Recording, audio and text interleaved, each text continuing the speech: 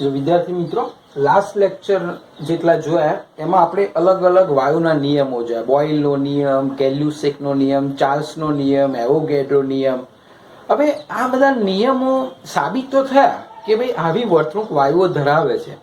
હવે પ્રશ્ન એ આવ્યો કે કેમ ધરાવે છે. હા, કારણ કે વૈજ્ઞાનિકોએ જ્યારે બારીકાઈથી અભ્યાસ કર્યો ત્યારે એમને જોયું કે આ ભાઈ એને દબાણ કદને આવો સંબંધ છે, આવો નિયમ આપ્યો. ચાર્લ્સે આપ્યો તાપમાન કદને આવો નિયમ છે, દબાણ તાપમાનનો ગેલ્યુસેકે નિયમ આપ્યો. તો આવી વર્તણૂક કેમ ધરાવે છે?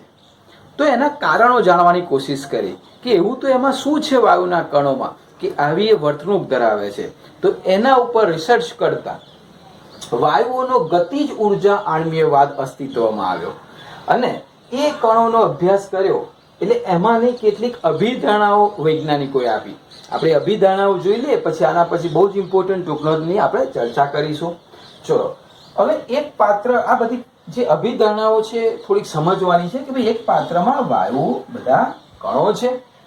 હવે પાત્ર ધારો કે મોટું છે, બરોબર, અંદર વાયુ ભરેલો છે, તો પહેલા પેલું તો એના કણો એટલા નાના છે કે તમે નરી આંખે જોઈ જ નહીં શકો. કોઈ બોટલની અંદર, કાચના પાત્રની અંદર વાયુ ભરેલો છે તો તમને ખ્યાલ નહીં આવે કે અંદર વાયુના કણો છે.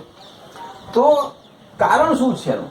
પહેલા તો એ સમજીએ કે એની જે અભિધારણાઓ છે એની વિશેષતા, એક તો એક સરખા કણો, એ ચાહે પરમાણુ હોય કે અણુ હોય, વાયુ પરમાણુ હોય કે અણુ હોય, એક સરખા કણો ધરાવે છે. એ યાદ રાખીશું. અભિધારણાઓ છે એક સરખા કણો બહુ જ મોટી સંખ્યામાં હોય. મોલની અંદર વાત કરીએ તો આપ જાણો છો કેટલી મોટી સંખ્યા છે. તો એટલી મોટી સંખ્યામાં હોય પરંતુ ખૂબ જ નાના હોય છે. બીજું કે એનું કદ અવકાશની સાપેક્ષે અવગણ્ય. એટલે કે એક પાત્રની અંદર ભર્યા હોય, બરાબર, આ પાત્રમાં મેં કણો ભર્યા છે, તો આ કણોનું કદની વાત કરીએ તો એ કણોનું કદ આ પાત્રની સાપેક્ષે કશું ના કહેવાય, ગણવાની જરૂર જ નથી, ન ગણ્ય. એટલા નાના હોય છે. એટલે બધાને ભેગા કરો તોય કદ ન ગણ્યા, બરોબર. એક કણુની તો કલ્પના જ ના થાય. એક અણુનું આ પાત્રની સાપેક્ષે કેટલું કદ ન ગણ્યું.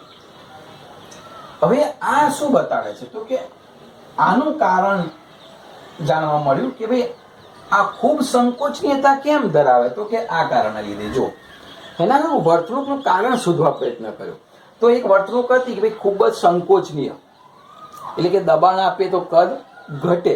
તો એ કારણ શું? તો કે એનું કારણ આવું નીકળ્યું ભાઈ એક સરખા કણો, એ ચાહે પરમાણુ હોય કે અણુ હોય, બહુ જ મોટી સંખ્યામાં પાત્રમાં લેવામાં આવે તો પાત્રના કદની સાપેક્ષે એમનું કદ ન ગણ્ય, ખૂબ નાના હોય છે, બરોબર. એટલે એ ખૂબ સંકોચનીય છે. અંદર જગ્યા એટલી બધી હોય છે એટલે શું થાય છે? સંકોચનીય છે. બીજું ખ્યાલ આવ્યો કે ભાઈ વિસ્તરી કેમ શકે, એનું વિસ્તરણ કેમ થાય છે, બરોબર. તો કેમ એકબીજાને આવીને ચોટી નથી જતા, આમ વિસ્તરણ થાય છે, ફેલાય છે. જેટલું પાત્ર જેટલું 1 લીટરમાંથી 5 લીટરના પાત્રમાં નાખો તો ફરી વિસ્તરણ થાય, 5માંથી 10માં નાખો તો ફરી વિસ્તરણ થાય. તો વિસ્તરણ કેમ થાય છે? એનું કારણ મળ્યું કે ભાઈ વાયુના કણો વચ્ચે આકર્ષણ બળો હોતા નથી. આવું કોને કહ્યું? આણ્વીય કક્ષકવાદે કહ્યું. કયો? વાયુનો ગતિજ ઉર્જા આણ્વીય કક્ષકવાદ. વાયુના અણુની વાત કરી રહ્યા છે. એ કહે છે એકબીજા સાથે અણુ આકર્ષણ કરતા નથી. જો આકર્ષણ કરતા હોય તો વિસ્તરણ ના કરે તો શું થાય? નજીક આવે. પરંતુ વિસ્તરી શકે છે. એનો મતલબ એવો થયો કે વાયુના કણો વચ્ચે આકર્ષણ બળો હોતા નથી. આગળ હવે એમણે જોયું કે આ કણો છે એ સ્થિર નથી રહેતા, સતત, હંમેશા સતત અને અસ્તવ્યસ્ત. એવું નહીં કે એક લાઈનમાં ચલો મારો આ રસ્તો છે તો આ રસ્તે જો, એવું નહીં. ગમે તે રસ્તે, બરોબર, આમ જાય સીધી રીતે. ધારો કે આ કણ સીધી રીતે જાય પણ સામે કોઈ કણ પાછો અથડાય એટલે બદલાઈ જાય, દિશા બદલાઈ જાય. એટલે હંમેશા સતત અને અસ્તવ્યસ્ત ગતિ કરતા હોય છે.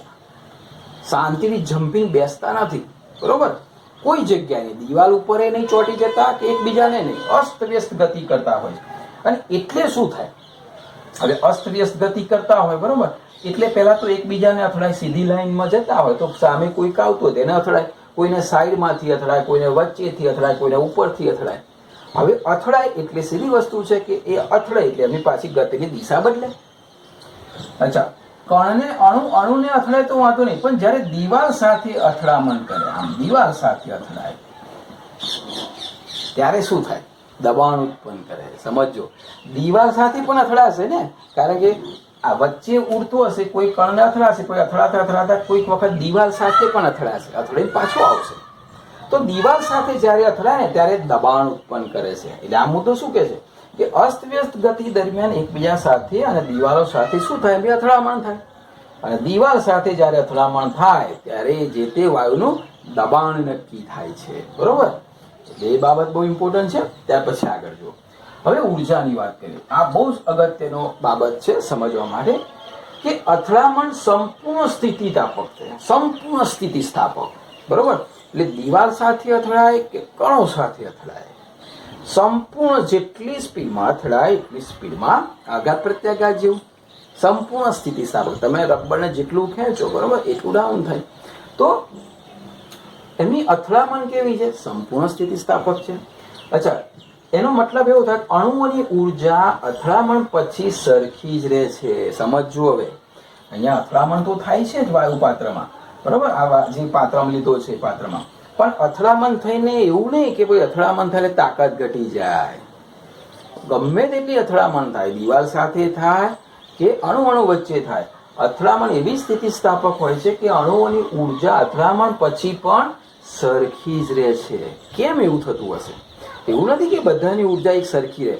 જે 20ની સ્પીડે જતો હોય સામે 5ની સ્પીડે આવતો હોય તો અથડામણ પછી આની 20 ને આની 5 એવું નથી. આની 20ની સ્પીડ 10ની થઈ જાય, પેલા 5ની 15 થઈ જાય. એવી રીતે એટલે ઉર્જા જે ગતિ છે ને એની વહેંચણી કરે, પણ ઓછી ના થાય કે વધે નહીં. બરોબર? ફરીથી ઉર્જાનો વિનિમય થાય છે. સરખી કેમ રહે છે? ઉર્જા અથડાય તેનો વિનિમય થાય. એટલે અણુ એકબીજા સાથે અથડાય તો એકબીજાની ઉર્જાનો વિનિમય કરે, પણ જેટલી ગુમાવે એટલી સામેવાળો પાછો મેળવે. વ્યક્તિગત ઉર્જા બદલાય. હા, અથડાય એટલે તો સીધી વસ્તુ છે ને. ગતિ એની ધીમા જોડે અથડાય તો ગતિ ઘટીએ જાય, ફાસ્ટ જોડે ધીમો ની પાછળ કોઈ ફાસ્ટ આવતો હોય તો ધક્કો મારે એની ગતિ વધીએ જાય. તો વ્યક્તિગત ઉર્જા બદલાય, પણ વ્યક્તિગત ઉર્જાનો સરવાળો અચળ રહે છે. આપણે શીખવાના છે આના પછી થિયરીમાં. બરોબર? ફરીથી આ મુદ્દો ખાસ જોઈ લેજો કે ભાઈ અથડામણ સંપૂર્ણ સ્થિતિસ્થાપક છે. એટલે કે આ બધા અંદર અથડાય છે. હા, અથડાય છે ખરા, પરંતુ ઉર્જાની જે ઉર્જા છે ગતિ ઉર્જા એ તો બધાની સરખી જ રહે છે. સરવાળીમાં વ્યક્તિગત બદલાય. બરોબર? કેમ એવું થાય? કારણ કે ઉર્જાનો વિનિમય થાય છે. અથડાય પછી ઉર્જા મેં તમને કહ્યું એ પ્રમાણે આપલે થાય છે. એટલે કે વ્યક્તિગત ઉર્જા બદલાય, પણ વ્યક્તિગત ઉર્જાનો બધાનો સરવાળો તમે જે કરો એનો એ જ રહે. એટલે સરેરાશ ઉર્જા તો જે છે એની એ જ રહે છે. બીજું, હવે આ કોને સમર્થન આપે છે? બહુ સીધી વસ્તુ. ધારો કે ગતિ ઉર્જા ઘટે, એકબીજાને અથડાય, દિવાલે અથડાય એટલે ગતિ ઉર્જાની ઘટી. જો ગતિ ઉર્જા ઘટે તો થોડાક સમય પછી 2, 4, 5 કલાક પછી અથવા 1-2 દિવસ પછી બધા વાયુના કણો શું થાય? ઠરીને પાછા બેસી જાય. અને એવું હોતું નથી. બરોબર? ક્યારેય તમે 1 વર્ષ સુધી પાત્રને રહેવા દો તો એ બધા એવું નહીં કે ગતિ ઉર્જા જો ઘટી જતી હોત તો શું થાય? તો બધા કણો ક્યાં જાત? વાયુ પાત્રમાં અહીંયા બધા નીચે બેસી જાય. પણ એવું બનતું નથી. એ એક સરખી જ રીતે ઉપર દબાણ, ઉપરની સાઈડ આ સાઈડ દબાણ એક સરખું જ કરે છે. બરોબર? નીચે જો નીચે બેસી જાય તો નીચે દબાણ વધારે કરે, ઉપર તો દબાણ આવે જ નહીં. એટલે કે ગતિ ઉર્જા જો ઘટે તો નીચે બેસી જાય, પણ એવું બનતું નથી. ઝડપની વહેંચણી જે છે, આ બધા જે ઝડપ છે મેં કહું ને, 5 વાળો 3 ને અથડાય, 20ની સ્પીડે આવતો હોય 5ને અથડાય, તો આ ઝડપની વહેંચણી છે ને કોઈ એક તાપમાને અચળ હોય છે. એ આપણે આ ડિટેલમાં શીખીશું. આ બંને મુદ્દા આપણે ડિટેલમાં આના પછી થિયરીમાં શીખી રહ્યા છે. બરોબર? એટલે કે ઝડપની વહેંચણી તાપમાન જ્યાં સુધી ના બદલાય ત્યાં સુધી સેમ હોય છે ગમે તે સમય, પણ તાપમાન બદલવામાં આવે તો શું થાય? તો અહીંયા જોઈએ આપણે કે ભાઈ ગતિ ઉર્જા જે છે ને એ તાપમાનના સમપ્રમાણમાં છે. હું આને પાત્રમાં તાપમાન વધારું તો એ બધાની ઉર્જા લેશે. તાપમાનથી એને ઉર્જા મળશે. એ ઉર્જાથી એની ગતિ ઉર્જા વધશે, અને ગતિ ઉર્જા વધશે એટલે અથડામણ હવે મોટી થવાની, એટલે વધારે અથડાશે. વધારે અથડાય એટલે દબાણ વધે. બરોબર? એટલે દબાણ શું થાય? પછી વધે, બહુ જોશથી અથડાશે. હવે ગતિ ઉર્જા વધશે. કેમ ગતિ ઉર્જા વધશે? તાપમાન વધ્યું, અને તાપમાન વધ્યું, ગતિ ઉર્જા વધી એટલે અથડામણ વધી, અથડામણ વધી એટલે દિવાલ ઉપર દબાણ વધ્યું. બરોબર? ક્લિયર? આ તો એવું થાય, એક રૂમની અંદર 50-100 માણસો ભર્યા હોય, બરોબર, અને દિવાલ હોય અને બારીઓ હોય, શાંતિથી ધક્કો મારતા હોય બહાર નીકળવા હાથર સરખો, બરોબર, પણ પછી લાગે કે ભાઈ રૂમમાં શોર્ટ સર્કિટ થઈ છે, આગ લાગવાની છે, તો એમની ઉષ્મા વધી જશે અને ધક્કો કેવો થઈ જશે, વધારે થઈ જશે. એવી રીતે અણુને ઉષ્મા આપીશું તો એનર્જી આવી જશે, એટલે બહુ જ જોશથી ધક્કો મારશે, બરોબર. એટલે કે દબાણ વધશે. અહીંયા તો ધક્કો એટલે શું? દબાણ વધશે. ક્યારે? તાપમાન વધારીશું તો. એટલે બદલાતી ઝડપ છે, અહીંયા મેં તમને કહ્યું કે ઝડપ બદલાય છે, વ્યક્તિગત ઉર્જા બદલાયા કરે. તો કઈ ઉર્જા લેવી? તો સરેરાશ ગતિ ઉર્જા લેવામાં આવે છે, એટલે એ બદલાતી નથી, બરોબર. તો અહીંયા સરેરાશ ઉર્જા લેવામાં આવે છે. આટલા મુદ્દા જે છે એ કઈ અભિધારણા છે? વાયુનો ગતિજ ઉર્જા આણ્વીય વાહન, બરોબર. શોર્ટમાં તમારે યાદ રાખવું હોય તો તમે યાદ રાખી શકો છો. અહીંયા પહેલા મુદ્દો પદ નગણ્ય છે, અહીંયા અપાકર્ષણ બળો હોતા નથી, પછી એની ગતિ જે છે, બરોબર, એ કેવી હોય છે એ યાદ રાખો, અને એ ગતિને લીધે દબાણ ક્યારે ઉત્પન્ન થાય એ યાદ રાખો. ત્યાર પછી અથડામણ દરમિયાન વ્યક્તિગત ઉર્જાનો સરવાળો અચળ હોય એ યાદ રાખો, બરોબર. પછી ઝડપની વહેંચણી કેવી હોય છે યાદ રાખો, અને ગતિ ઉર્જા કોના ઉપર આધાર રાખે, આટલા મુદ્દા યાદ રાખશો એટલે ફટાફટ તમારી રીતે ટૂંકનોટ લખાશે. થિયરીની અંદર આ ટૂંકનોટ લખવાની છે. વાયુનો ગતિજ ઉર્જા આણ્વીયવાદની અભિધારણાઓ લખો, બરોબર. તો 1, 2, 3, 4, 5, 6 અને 7 અભિધારણાઓ તમારે બુકમાં જોઈને મુદ્દા પાડીને લખવાની છે.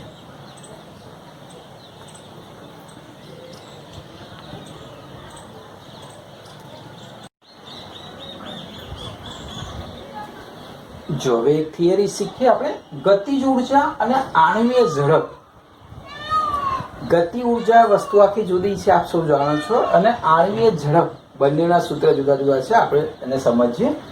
હવે વાયુના અણુ સતત ગતિ કરે, બરોબર, સ્થિર બેસતા નથી, અસ્ત વ્યસ્ત ગતિ કરે, આપ સૌ જાણો છો, અને સતત એટલે કે ઘૂમતા રહેતા હોય પાત્રમાં, એટલે અથડાય, એકબીજા સાથે અથડાય, ઝડપમાં ફેરફાર થાય અને ઉર્જાની પૂર્ણ વહેંચણી થાય.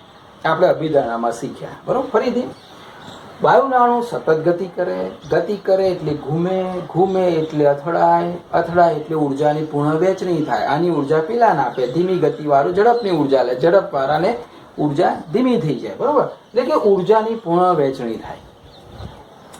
હવે બધા જ અણુઓની કોઈ એક સમયે ઝડપ અથવા તો ઉર્જા સરખા હોતા નથી. એનો મતલબ એવો થયો કે એક પાત્રની અંદર 1 મોલ અણુઓ અસ્તવ્યસ્ત ગતિ કરી રહ્યા છે. તો બધા જ, ચલો 1 મોલ તો બહુ મોટો શબ્દ લાગશે, તમને આંકડો લાગશે, આપણે 1 લાખની વાત કરીએ. 1 લાખ અણુઓ અસ્તવ્યસ્ત ગતિ કરી રહ્યા છે. તો 1 લાખ અણુઓની ઝડપ સરખી ના હોય તો ઉર્જા પણ સરખી ના હોય.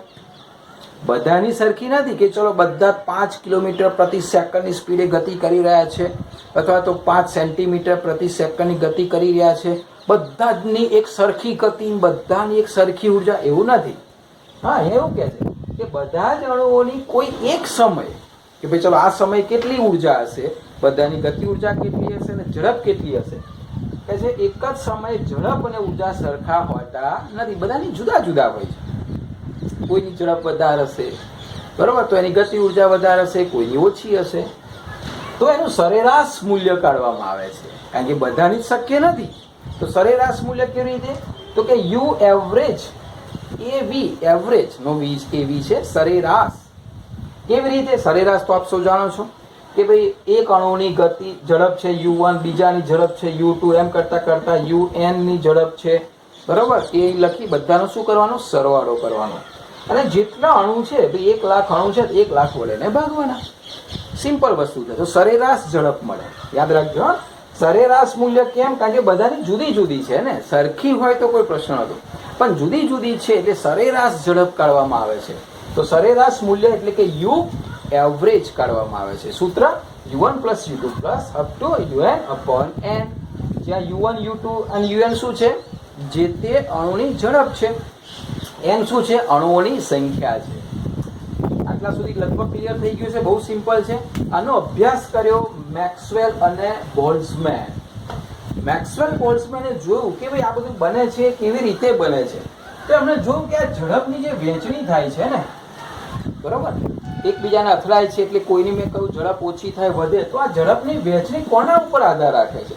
તો એમણે જોયું અભ્યાસ કરીને તાપમાન અને આણ્વીય દળ પર આધાર રાખે છે, મોલેક્યુલર વેઇટ અને ટેમ્પરેચર ઉપર આધાર રાખે છે. અને એના માટે એમણે ગ્રાફ આપ્યો, બરોબર, પહેલો એક સિમ્પલ ગ્રાફ આપ્યો એમણે શું કર્યું, એક્સ અક્ષ ઉપર ઝડપ લીધી, વાય ઉપર અણુઓની સંખ્યા લીધી. સમજો, એક પાત્રની અંદર, બરોબર, કોઈ નિશ્ચિત તાપમાન બદલવાનું નથી, તાપમાન અચળ રાખીએ છીએ આપણે, બરોબર. તો નિશ્ચિત તાપમાને બે અલગ અલગ તાપમાન લીધા, ધારો કે T1 તાપમાન અને T2 તાપમાન, અને T1 કરતા T2 તાપમાન વધારે છે માની લઈએ, પણ T1 જે લીધું એ અચળ લીધું. પછી એમણે અણુઓની ગતિ જોઈ કે ભાઈ કોણ કેટલી ગતિ કરે છે, એના ઉપરથી એમને ગ્રાફ દોર્યો. તો એ ગ્રાફ આવો આવ્યો.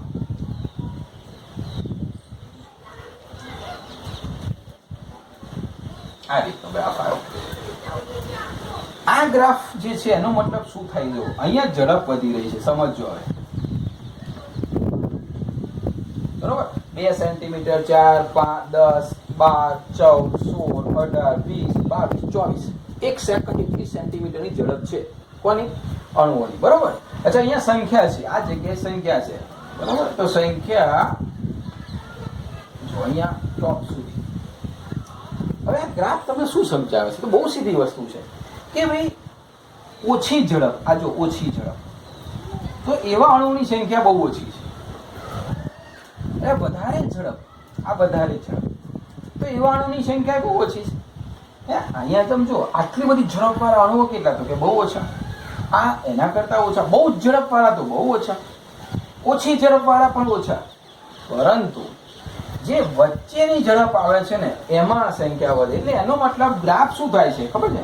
પહેલા બહુ જ ઓછા અણુઓની ઝડપ એકદમ ઓછી હોય, પછી ઝડપ જેમ જેમ વધે છે ને તેમ અણુઓની સંખ્યા વધે છે, બરોબર. એમ કરતા કરતા કરતા એક જગ્યાએ પહોંચ્યા પછી હવે ઝડપ જેમ જેમ વધારે હોય એવા અણુઓની સંખ્યા ધીમે ધીમે ધીમે ધીમે ધીમે ધીમે શું થાય? ઘટે છે.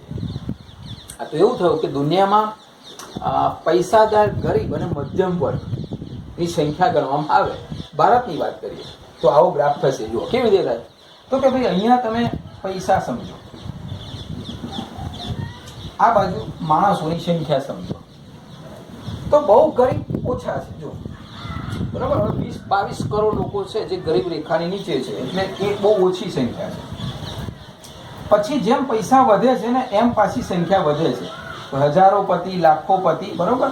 પછી અહીંયા સુધી વધે છે, આ જગ્યાએ આટલા. હવે પૈસા કરોડો, અબજો ને ડોલરોમાં તો કે સંખ્યા પાછી ઘટી. બહુ જ ઓછા છે ધીરુભાઈ ના બધા સુપુત્રો, બધા મુકેશ અંબાણી ને પછી આ અદાણી વાળા, એ બધા બહુ જ ઓછી સંખ્યામાં વાળા અબજોપતિ છે, બરોબર. અબજોપતિની સંખ્યા ઓછી, ગરીબોની સંખ્યા વધી, મધ્યમ પરિવાર ઢગલા પર. હા, એવું કંઈક છે.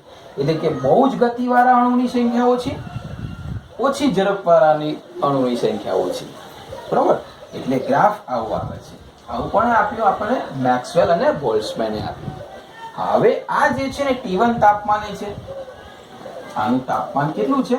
T1 નો ગ્રાફ છે. હવે સમજો.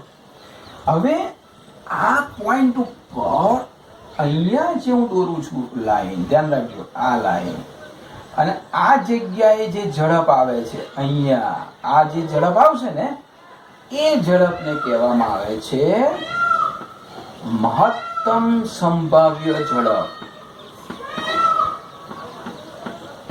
જે સૌથી વધારે અણુઓની ઝડપ છે, મહત્તમ સંભાવ્ય ઝડપ કોને કહેવાય?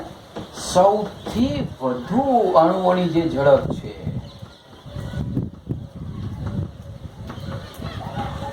જે ઝડપ ધરાવે છે. આ વાક્ય વધારે તમને ખ્યાલ આવશે.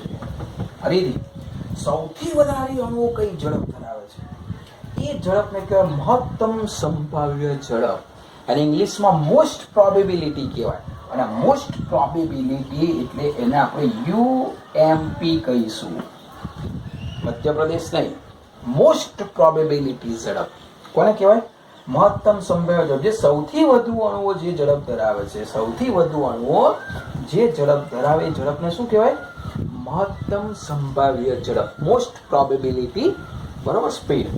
અચ્છા, હવે આપણે જે વાત કરી સરેરાશ મૂલ્ય, તો સરેરાશ મૂલ્ય આપણે જોયું તો એની નજીક આવ્યું આ જગ્યાએ, એટલે જે આ ઝડપ આવી ને, આ એ ઝડપ કઈ આવી? આ જે ઝડપ મેં બીજી દર્શાવી છે એ આવી યુ એવરેજ, એટલે આ યુએમપીઆઈ એની જોડેનું મૂલ્ય આવ્યું યુ એવરેજ, સરેરાશનું ઝડપ, આ ગ્રાફ પ્રમાણે.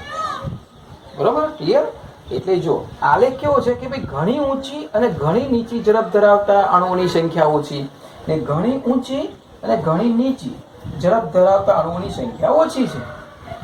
મહત્તમ સંભાવ્ય ઝડપ યુએમપી કોને કહેવાય? જે સરેરાશ ઝડપથી નજીક છે. બરોબર, એ મેં સમજાવ્યું કે ભાઈ સૌથી વધુ અણુઓ જે ઝડપ ધરાવે છે એને કહેવાય મહત્તમ સંભાવ્ય ઝડપ. એનું મૂલ્ય કોની નજીક છે? સરેરાશ ઝડપ યુ એવરેજ થી નજીક છે. ક્લિયર? હવે બોલ્ટ્ઝમેને શું કર્યું? તાપમાન બદલ્યું. હવે સમજો શું કહેવા માંગુ છું. એનો મતલબ એવો થયો કે આ જે પ્રદેશ મેં બતાડેલો છે ક્ષેત્રફળનો, આટલી એની ઝડપની વહેંચણી છે. આ ગમે આ તાપમાને ગમે તે સમયે તમે 2 કલાક પછી, 5 કલાક પછી, 2 દિવસ પછી ગમે ત્યારે માપો તો આ જ ગ્રાફ આવે.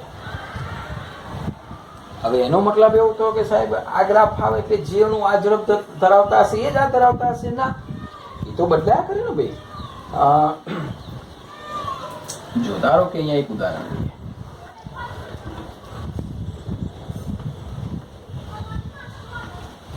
ચલો, આ કણ આમ જાય છે, આ કણ આમ જાય છે, આ ઉપર જાય છે, આ નીચે જાય છે, આમ જાય છે, આમ જાય છે.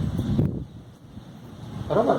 હવે આ મહત્તમ સંભાવ્ય ઝડપ એટલે શું? ધારો કે આની 3 સેન્ટીમીટર છે, બરોબર, આની 3 છે, આની 3 છે, આની 1 છે, આની 8 છે, આની 2 છે.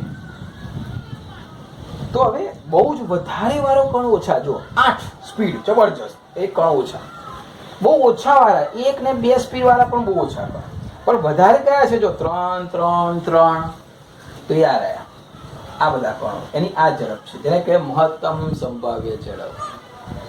ક્લિયર? હવે શું થશે? ધારો કે 3 વાળો 8 ને અથડ્યો, તો 3 વાળો 8 ને અથડાશે એટલે 8ની સ્પીડ વધારે છે એટલે એની 5 થઈ જાય. બરોબર, અને 3ની જે છે એની 5 થઈ જાય, પેલાની 2 મળે તો સરેરાશ 10 જ થઈ ગયો. ઝડપની વહેંચણી જે છે એની સમાન રહે છે. 8 વાળો 3 ને અથડાય છે ફરીથી, તો એની 8ની જે છે એ સ્પીડ થોડીક આને આપી દે છે, આની 5 કરી આપે છે. બરોબર, હા. અને ચલો આપણે એવું જોઈ લઈએ કે 8 ને 3 11 થાય છે, એટલે કુલ 11ની ગતિ જોઈએ.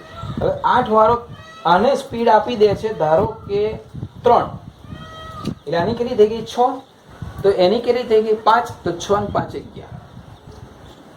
વહેંચણી એક સરખી આવી રીતે રહે છે, એવી સ્થિતિસ્થાપક એમની હોય છે. એટલે એ જે ગતિ છે ઘટતી નથી, પણ કયું? જે તે તાપમાન બદલાય તો પાછું બદલાય. બરોબર, હવે હું તાપમાન બદલું તો બહુ સીધી વસ્તુ, બધાની ગતિ ઉર્જા વધશે. તો 3 વાળો 5 થઈ જશે, આ 3 વાળો 5 થઈ જશે, આ 3 વાળો 5 થઈ જશે, 8 વાળો 10 થઈ જશે, 1 વાળો 3 થઈ જશે, 2 વાળો 4 થઈ જશે. તાપમાન મેં વધાર્યું, તાપમાન વધ્યું એટલે એનામાં તો ઉર્જા આવશે એટલે ગતિ વધી જવાની, અને ગતિ વધી જાય એટલે હવે જો પેલી જે આપણે મોસ્ટ પ્રોબેબિલિટી હવે 5 થઈ ગઈ 3ની જગ્યાએ. એટલે હા, વહેંચણી તો સેમ જ, પાછી વહેંચણી નથી બદલાવાની. જો સમજાવું કેવી રીતે.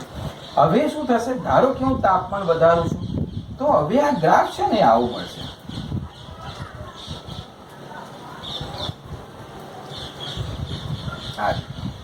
એટલે હવે અહીંયા જે પેલી પ્રોબેબિલિટી સંભાવના ઝડપ હતી આ જગ્યાએ, તો આ જે છે કઈ થશે?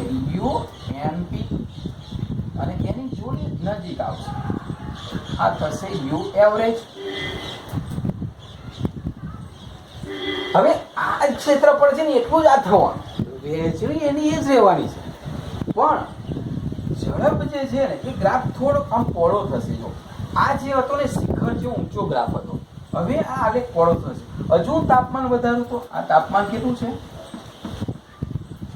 હજુ તાપમાન વધારો તો આમ પહોળો થાય, હજુ તાપમાન વધારો તો આમ પહોળો, હજુ તાપમાન વધારો તો આમ પહોળો થાય. એટલે કે જેમ તાપમાન વધારે એમ ગ્રાફ નીચો આવે અને પહોળો થતો જાય. કેમ? કારણ કે હવે ઝડપો વધવાની, પણ વહેંચણી તો એની જ રહેવાની છે. જે મેઇન જે છે ને આપણે ગતિ ઉર્જાની જે વહેંચણી છે, પુનઃ વહેંચણી, એ બદલાતી નથી, એ એની રહે છે. ભલે મહત્તમ સંભાવ્ય ઝડપ વધતી જાય, એવરેજ સ્પીડે વધતી જવાની. હવે કેમ? તાપમાન વધારે છે, પણ તાપમાન જ્યારે તમે અચળ કરી દો ત્યારે ગ્રાફ આવો જ આવે, આ ગ્રાફ બદલાય નહીં. એટલું યાદ રાખજો. ધારો કે તાપમાન હજુ વધારે તો ગ્રાફ આવું આવ્યું, બરોબર? તો આ જે વહેંચણી છે એ જ આટલી જ વહેંચણી, અને એ ક્ષેત્રફળ બધાનું લગભગ સમ, કોઈ જુદું નહીં, પણ અહીંયા ક્ષેત્રફળ આમ વધારે છે, આમ વધારે, એટલે વહેંચણી તો બધી સરખી જ રહેશે. બરોબર? ક્લિયર થઈ ગયું તમારે? એટલે આ રીતે જે તે મહત્તમ સંભાવ્ય ઝડપ પણ તાપમાન વધતા શું થાય છે? વધે છે. હવે આની વાત કરીએ, આણ્વીય દળ ઉપર શું અસર થાય છે એ બીજા ગ્રાફમાં તમને સમજાવું. બરોબર? ચલો આ ફટાફટ એક વખત જોઈ લે. ગતિ ઉર્જા અને આણ્વીય ઝડપ. ફરીથી વાયુના અણુઓ સતત ગતિ કરે છે, ગતિ કરે છે એટલે ઘૂમે છે, અસ્તવ્યસ્ત રીતે ઘૂમે છે એટલે અથડાય છે, અથડાય છે એટલે ઝડપમાં ફેર થાય છે, પરંતુ ઉર્જાની પુનઃ વહેંચણી થાય છે. બધા જ અણુઓની કોઈ એક સમય ઝડપ ને ઉર્જા સમાન હોતી નથી. તમને કહું કે વધારે ઝડપવાળા, ઓછા ઝડપવાળા બધા જુદા જુદા હોય છે. એટલે સરેરાશ મૂલ્ય કાઢવામાં આવે છે. સરેરાશ મૂલ્ય એટલે you average U1 + U2 up to UN ભાગ્યા n, એટલે સરેરાશ ઝડપ મળે. હવે આલેખની વાત કરીએ તો ઝડપની વહેંચણીનો આલેખ દોર્યો કોને? મેક્સવેલ અને બોલ્ટ્ઝમેને. આ ઝડપ અને અણુઓની સંખ્યા, તો એને હું જોઉં કે ભાઈ તાપમાન અને આણ્વીય દળ પર આધાર રાખે છે, એટલે એને ગ્રાફ દોર્યો આ રીતનું. તો એ ગ્રાફમાં મહત્તમ સંભાવ્ય ઝડપ જે છે, અચ્છા આ પહેલા જોઈએ, ઘણી ઊંચી અને ઘણી નીચી ઝડપ અણુઓની સંખ્યા ઓછી હોય છે. મહત્તમ સંભાવ્ય ઝડપ, જે અણુઓ સૌથી વધારે ઝડપ ધરાવતા હોય છે, બરોબર, એ ઝડપને શું કહેવાય છે? મહત્તમ સંભાવ્ય ઝડપ. અને સરેરાશ ઝડપથી બહુ નજીક હોય છે એનું મૂલ્ય. પરંતુ તાપમાન વધારે તેમ, તો તાપમાન વધારે તેમ ઝડપો વધે છે, એટલે આ ગ્રાફ વધારે પહોળો થાય છે, બરોબર, વક્ર વધુ પહોળો થાય છે. આટલા સુધી અત્યારે યાદ રાખીએ, તૈયાર કરીએ. થિયરીની નોટમાં લખવાની છે મુદ્દા વાઇઝ, કે આ મુદ્દા મેં જે લખેલા છે બધા આવવા જોઈએ. ગતિ ઉર્જા અને આણ્વીય ઝડપ વિશે ટૂંક નોંધ લખો. બરાબર? હવે એક આમાં હજુ આનો એક ટોપિક બાકી રહી ગયો. આપણે તાપમાન ઉપર આધાર રાખ્યો. હવે આણ્વીય દળ ઉપર કેવી રીતે ગ્રાફ આવે છે એ પણ જોઈએ.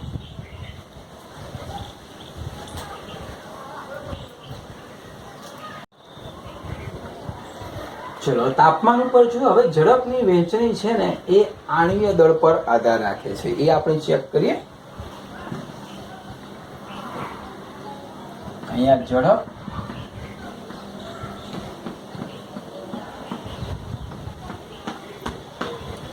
આ જગ્યાએ અણુની સંખ્યા,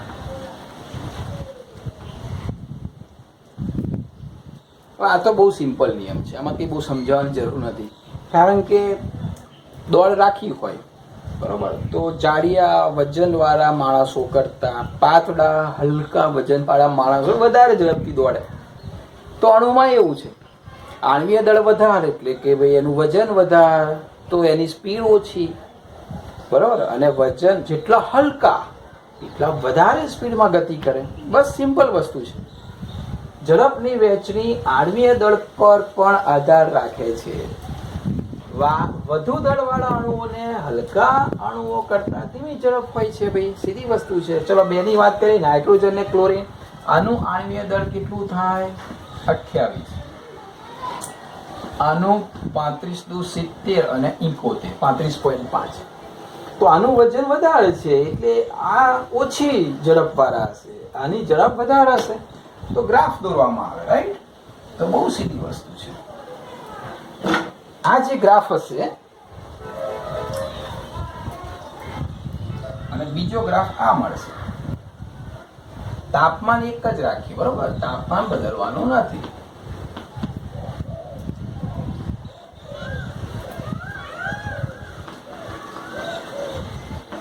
એક જ તાપમાન. તો આ જગ્યાએ મોસ્ટ પ્રોબેબિલિટી ઝડપ આવશે, બરોબર, અહીંયા પણ મોસ્ટ પ્રોબેબિલિટી આવશે. તો આ કોની હશે? આ સીધી વસ્તુ છે કે આ એવરેજ ઝડપ ઓછી કોની હોવાની? આ વધારે છે જો, તો આ ઓછી કોની હોવાની? તો આ જે હશે ક્લોરીન માટે હશે, Cl2 માટે. અને આ જે શું કહેશું? યુ મોસ્ટ પ્રોબેબિલિટી, આ પણ યુ મોસ્ટ પ્રોબેબિલિટી. આ કોના માટે હશે? N2. N2 ભાઈ હલકો છે ને વજનમાં, એટલે એની મહત્તમ સંભાવ્ય ઝડપ વધારે હશે, ક્લોરીન વધારે. હજુ એનાથી હલકો હાઇડ્રોજન લઈએ તો બહુ આમ ગ્રાફ આવશે. એ સીધી વસ્તુ છે. એટલે કે ઝડપની વહેંચણી આણ્વીય દળ પર પણ આધાર રાખે છે. જો આણ્વીય દળ ઉપર આધાર ના રાખતી તો ક્લોરીન જેવો જ નાઇટ્રોજનનો આવત, એના જેવો હાઇડ્રોજનનો આવત, એના જેવો CO2 નો આવત, પણ ગ્રાફ એક જ તાપમાને આવા બે ગ્રાફ મળે છે. એનો મતલબ તાપમાન ઉપર તો આધાર રાખે છે, કારણ કે તાપમાનના બે ગ્રાફ મળ્યા હતા. એવી રીતે આણ્વીય દળના બે ગ્રાફ મળે છે, એટલે કે આણ્વીય દળ પર પણ આધાર રાખે છે.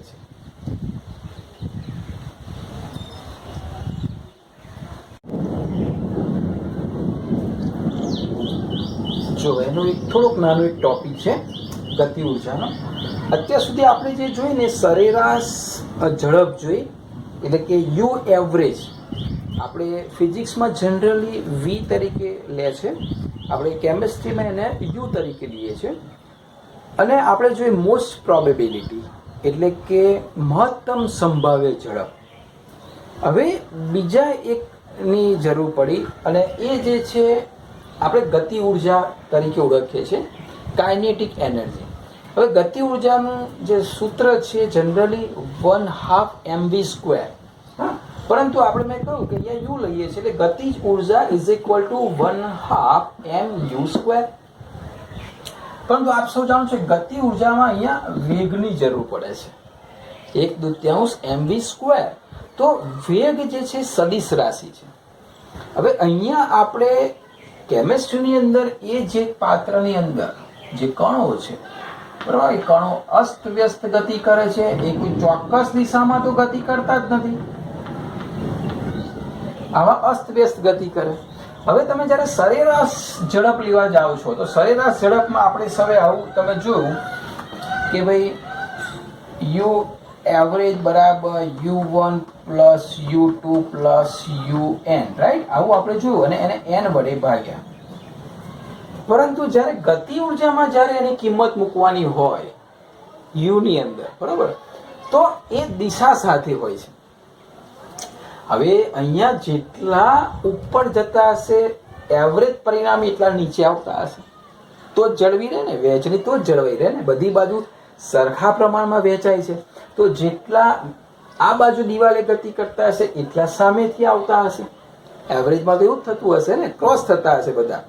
તો જો તમે એ પ્લસ માઇનસ ગતિ લો, ભાઈ આ બાજુ જાય બધા પ્લસ અને આ બાજુ આવે બધા માઇનસ, તો તમે અહીંયા જ્યારે સરવાળો કરો ને ત્યારે જેટલા પ્લસ હશે એટલા માઇનસ હશે, એટલે સરવાળો બરાબર આમ જાય તો તમે +3 ની ગતિ કરો તો પાછો આવે, કારણ કે હવે સદિશ તરીકે લેવાનો છે. વેગની વાત આવે 1/2 mv², ગતિ ઉર્જામાં જે મૂલ્ય મૂકવાનું છે જો સદિશ તરીકે લેવાનું હોય તો શું થવાનું? -3, તો સામે આવે +3, તો બંનેનો સરવાળો 0 થઈ જાય. તો અહીંયા ઉપર બધા 0 થઈ જાય, છેદમાં n 0, તો અહીંયા તો 0 મૂલ્ય આવી જાય. તો એના માટે શું કરવું પડે? સીધી વસ્તુ છે, એ માઇનસનું ચિહ્ન દૂર કરવું પડે. તો કેવી રીતે દૂર થાય? સ્ક્વેર કરી દેવાનો. એટલે કે જો મારે સરેરાશ ગતિ ઉર્જા મેળવવી હોય, દરેક અણુની સરેરાશ ગતિ ઉર્જા મેળવવી હોય તો મારે અહીંયા યુ ની જરૂર પડશે, બરાબર? અને યુ આ સદિશ હશે, અને સદિશ હોય તો મારે ગતિ ઉર્જામાં ઝડપની સરેરાશ વર્ગ મૂલ્ય લેવું પડશે. કેમ? તો માઇનસ દૂર થઈ જાય. એટલે હવે અહીંયા ધારો કે u1 પ્લસ છે, બરોબર, અને આ માઇનસ હોય તો હવે એનો સ્ક્વેર આવશે ને, હવે બધાનો સ્ક્વેર થઈ જશે જો, અને માઇનસનો સ્ક્વેર એટલે જવાબ પ્લસ આવશે. એટલે આ જગ્યાએ જે છે એ જવાબ કેવો આવશે? હવે ધનમાં આવશે. એટલે ઝડપની મારે શું કરવું પડે? સરેરાશ વર્ગ મૂલ્ય લેવું પડે. એટલે કે હવે યુ એકલું નહીં ચાલે, પણ u² લેવો પડશે. એટલે u² is equal to u1² plus u2² plus up to un² upon n. હવે મને અહીંયા મળશે ઝડપની સરેરાશ વર્ગ મૂલ્ય, એટલે કે સરેરાશ વર્ગ ઝડપ મળશે મને. ફિઝિક્સમાં ડિટેલ તમે શીખવાના છો. આ ટોપિક નીટમાં આપણે બહુ પ્રોપર રીતે શીખવાના છે, બરાબર? ઉદાહરણ સાથે નીટમાં શીખીશું, કારણ કે બહુ લેન્ધી આપેલો છે. અહીં બુકમાં બહુ ઓછું વેટેજ છે, એટલે આપણે એને બહુ શોર્ટમાં શીખી રહ્યા છે અત્યારે. તો આ જે છે શું થઈ ગયું? ખ્યાલ આવે? યુ યુ બાર સ્ક્વેર શું થઈ ગયું? સ્ક્વેર કેમ કરવો પડ્યો? સદિશ રાશિને લીધે જો સ્ક્વેર ના કરીએ તો બધાનો સરવાળો 0 થઈ જાય, એટલે સ્ક્વેર કરી દીધો એટલે માઇનસનો શું થઈ ગયો? પ્લસ થઈ ગયો. તો આ જે આવ્યો. હવે સરેરાશ વર્ગ ઝડપ જે આવે છે ને એ વાયુ અણુઓની સરેરાશ ગતિ ઉર્જાનું સીધું જ માપ આવે છે. બરાબર. હવે અહીંયા વર્ગ તો કરી દીધો, પરંતુ હવે આપણે આગળ જોઈએ. જુઓ કે ભાઈ સરેરાશ વર્ગ ઝડપનું વર્ગમૂળ લઈએ, કારણ કે હવે વર્ગ કર્યા પછી પાછું વર્ગમૂળ તો લેવું પડશે ને. આ તો બધાનો વર્ગ થઈ જાય તો કેટલી ઝડપો થઈ જાય યાર. તો એનું પાછું વર્ગમૂળ લઈ લેવું પડશે. વર્ગ કેમ લીધો? પેલો માઇનસને દૂર કરવા. બરોબર. હવે જે વર્ગ થઈ ગયો એને પાછું મૂલ્યમાં રૂપાંતર કરવા શું કરી દઈએ? વર્ગમૂળ લઈ લઈએ. એટલે કે સરેરાશ વર્ગ ઝડપનું વર્ગમૂળ લઈએ તો હવે જે ઝડપ આવે, હવે સમજો, હવે જે ઝડપ આવશે ને એ ઝડપ મહત્તમ સંભાવ્ય ઝડપ અને સરેરાશ ઝડપથી અલગ આવશે. આ તો બે અલગ છે જ. આ મોસ્ટ પ્રોબેબિલિટી ના એવરેજ આપણે શીખ્યા ગ્રાફમાં, એ તો બે જુદા હતા જ. એના કરતા પણ મૂલ્ય જુદું આવશે. કેટલું આવશે? તો કે સરેરાશ વર્ગી ઝડપનું વર્ગમૂળ એને કહેવામાં આવે છે. એટલે કે હવે જે મૂલ્ય આવશે ને URMS કેટલું હશે? આનું વર્ગમૂળ, અને જુદું આવશે. બરોબર. અને એને કહેવાય છે RMS, એટલે રૂટ મીન સ્ક્વેર સ્પીડ, એટલે કે સરેરાશ વર્ગી ઝડપનું વર્ગમૂળ. એનું ઇંગ્લિશ થાય છે RMS. બરોબર. Root mean square speed, root mean square speed. બરોબર. એટલે રૂટ મીન સ્ક્વેર સ્પીડ જે છે એ URMS છે. કેટલું આવે? કારણ કે પાછું વર્ગમૂળ લેવું પડશે ને આપણે આન્સર માટે. એટલે કે સરેરાશ વર્ગી ઝડપનું વર્ગમૂળ કહેવામાં આવે છે એને. એટલે આપણે 3 પ્રકારની ઝડપો શીખ્યા. 3 પ્રકારની ઝડપ. એક મહત્તમ સંભાવ્ય ઝડપ, બીજી સરેરાશ ઝડપ, ત્રીજી સરેરાશ વર્ગી ઝડપનું વર્ગમૂળ. હવે ત્રણે કમ્પેરિઝન કરીએ, ત્રણેયના મૂલ્ય અલગ અલગ છે. તો કમ્પેરિઝન કરીએ તો URMS, UAvg અને UMP યાદ રાખીશું. રામ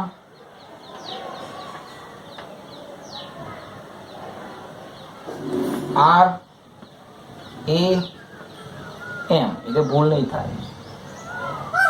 RAM, રામ યાદ રાખીશું. એટલે રામમાં R મોટા, પછી A નાના એનાથી, અને M એનાથી નાના.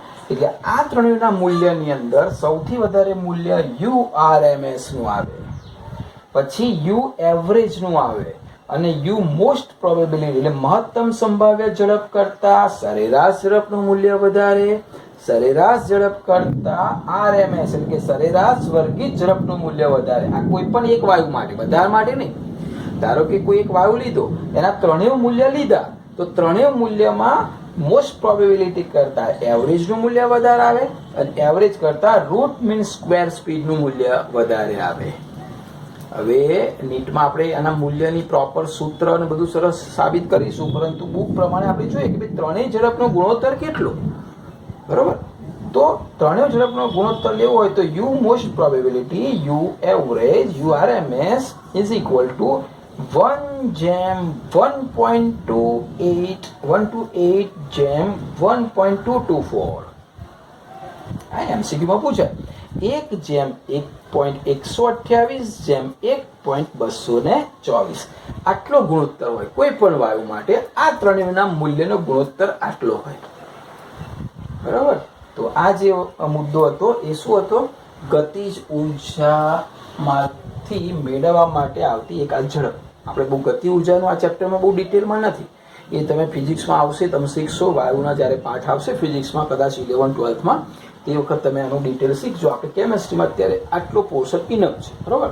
તો આ જે વાત હતી ને, એ જે વાયુ છે એ વાયુની ઝડપ વિશે, વાયુના અણુઓનો જે આણ્વીય ગતિ ઉર્જાવાદ આવ્યો છે. બરાબર. ગતિ ઉર્જા આણ્વીયવાદ જેને કહીએ, એના વિશે આપણે આટલી માહિતી લઈશું. બુકમાં અહીંયા સુધી તમારે લખવાનું છે. બરાબર. 2 ટૂંકનો એક અભિધારણાઓ, બરાબર, અને ગતિ ઉર્જાવાળો જે ગ્રાફ છે એ અહીંયા સુધી તમારે દોરવાનો છે. 2 માર્ક્સમાં પૂછાય કે મેક્સવેલ બોલ્ટ્ઝમેનનો ગ્રાફ સમજાવો, તો બુકમાં જે ગ્રાફ આપેલો છે એ કોના ઉપર આધાર રાખે છે? તાપમાન અને મોલેક્યુલર વેટ, ત્યાં સુધી લખવાનું છે. પણ તમને એવું પૂછે કે ભાઈ RMS, એવરેજ અને MP સમજાવો, તો તમારે પછી આખી ટૂંકનોંધ લખવી પડશે, બરોબર. હવેથી પાઠ આખો બદલાય છે. હા, બરાબર. હવે પાઠ વાયુનો જ છે પણ પોર્શન બદલાય છે. આ જે ભાગ હતો એ કયો જોયો આપણે? ગતિ ઉર્જા વાળો અને એની ઝડપનો ભાગ જોયો. એના પહેલા વાયુના નિયમો જોયા, એના પહેલા બાંડવાશ આકર્ષણ બળ જોયું. હવે પાઠ થોડોક ચેન્જ થાય છે, વાયુનો જ છે પણ હવે થોડુંક વધારે સમજવાની થિયરી આપણે સ્ટાર્ટ થાય છે. ઓકે, તો અહીંયા સુધી તમારે તૈયાર કરવાનું છે.